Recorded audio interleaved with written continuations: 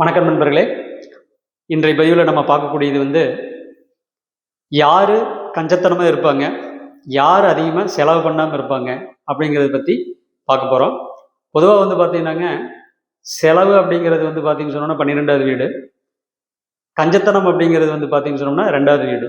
அப்போ இந்த கஞ்சத்தனத்துக்கு அதிபதி யாருன்னு கேட்டீங்கன்னு சொன்னால் சனிங்க, அதே மாதிரி குரு. இந்த ரெண்டுமே பார்த்தீங்கன்னு சொன்னால் கஞ்சத்தனத்துக்கு அதிபதியாக இருப்பாங்க. அப்போ ஒருத்தருடைய ஜாதகத்தில் பார்த்தீங்கன்னு சொன்னோம்னா 2வது வீட்டில் சனி இருந்தால் கண்டிப்பாக அவர் அதிகமாக செலவு பண்ண மாட்டார்.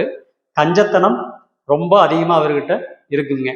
எந்த செலவு பண்ணுறா அப்படின்னாலும், ஒரு பைசா செலவு பண்ணுறா அப்படின்னாலும் யோசிக்காமல் அவர் செலவு பண்ண மாட்டார். அதே மாதிரி பார்த்தீங்கன்னு சொன்னோம்னா எச்சக்கையில் ஓட்ட மாட்டான்னு சொல்கிறாங்க இல்லைங்களா, அதே மனநிலையில் தான் அவர் இருப்பாருங்க. யாருக்குமே உதவி பண்ண மாட்டார். ஒரு பிச்சைக்காரனுக்கு 5 பைசா போட மாட்டாங்க அந்த 2வது வீட்டில் சனி இருக்கிறவங்க.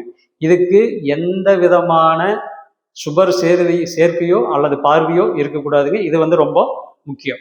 அதே மாதிரி ஒருத்தருடைய லக்னத்துக்கு 2வது வீட்டை சனி பார்வை இருந்தாலும் கண்டிப்பாக அவர் பார்த்தீங்கன்னு சொன்னோம்னா பணத்தை செலவே பண்ண மாட்டார். ரொம்ப கஞ்சத்தனம் அதிகமாக பார்ப்பாருங்க. அதே மாதிரி ஒருத்தருடைய லக்னத்துக்கு பாதகாதிபதி, இப்போ மேச லக்னம்னு எடுத்துட்டோம்னா அந்த வீட்டுக்கு பாதகாதிபதி சனிங்க. அதே மாதிரி ரிஷப லக்னம்னு எடுத்துட்டோம்னா அந்த வீட்டுக்கு பாதகாதிபதி சனி. அதே மாதிரி மிதுன லக்னம்னு எடுத்துட்டோம்னா மிதுன லக்னத்துக்கு பாதகாதிபதி குரு. அதே கடக லக்னம்னு எடுத்துட்டோம்னா கடக லக்னத்துக்கு பாதகாதிபதி சுக்கிரன். இந்த மாதிரி ஒவ்வொரு லக்னத்துக்கும் பார்த்தீங்கன்னு சொன்னோம்னா ஒவ்வொரு பாதகாதிபதி இருக்காங்க.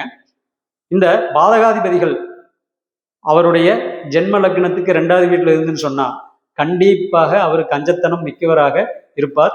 செலவே பண்ண மாட்டாருங்க. எப்பவுமே பார்த்தீங்கன்னு சொன்னோம்னா யோசிச்சு தான் செலவு பண்ணுவார். ரொம்ப கஷ்டப்பட்டு தான் அவர் பாக்கெட்லேருந்தே பணம் வெளியே வருங்க. பணத்தை வெளியவே எடுக்கவே மாட்டாங்க. அதே மாதிரி பார்த்தீங்கன்னு சொன்னோம்னா அவருடைய லக்னத்துக்கு 8வது வீட்டுக்கு உண்டான கிரகம், அதாவது இந்த 8வது வீடு அப்படிங்கிறது பார்த்தீங்கன்னாங்க ஸ்திர லக்னங்களுக்கு. ஸ்திர லக்னம்னா எதுன்னு கேட்டீங்கன்னு சொல்லிச்சுன்னா ரிஷபம், சிம்மம், விருச்சிகம், கும்பம். இந்த 4 லக்னத்துக்குமே பார்த்தீங்கன்னு சொன்னோம்னா 8வது வீடு பார்த்தீங்கன்னு சொன்னோம்னா பாதகஸ்தானமாக வருங்க. அப்போ இந்த 4 லக்னத்துக்குமே அவங்க ஜென்ம லக்னத்துக்கு 8வது வீட்டுக்கு உண்டான கிரகம் அவங்களுடைய லக்னத்துக்கு 2வது வீட்டில் இருந்துன்னு சொன்னால் கண்டிப்பாக மிகப்பெரிய கஞ்சர்களாக தான் இருப்பாங்க. செலவே பண்ண மாட்டாங்க. எப்பவுமே பணத்தை வெளியவே எடுக்க மாட்டாங்க. இந்த விதிகள் இருக்கக்கூடிய எல்லாருமே பார்த்தீங்கன்னு சொன்னோம்னா அப்படித்தான் இருப்பாங்க. இந்த விதிகள் உங்கள் ஜாதகத்தில் இருக்கான்னு பார்த்து நீங்களே ஒப்பிட்டு பார்த்துக்குங்க. நீங்கள் தாராளமாக செலவு பண்ணுவீங்களா இல்லை கஞ்சத்தனமாக இருப்பீங்களா அப்படின்னு சொல்லிட்டு இந்த 4 ரூலை வச்சு நீங்கள் ஈஸியாக உங்களுடைய லக்னத்துக்கு நீங்கள் கண்டுபிடிச்சிக்கலாம். நன்றி, வணக்கம்.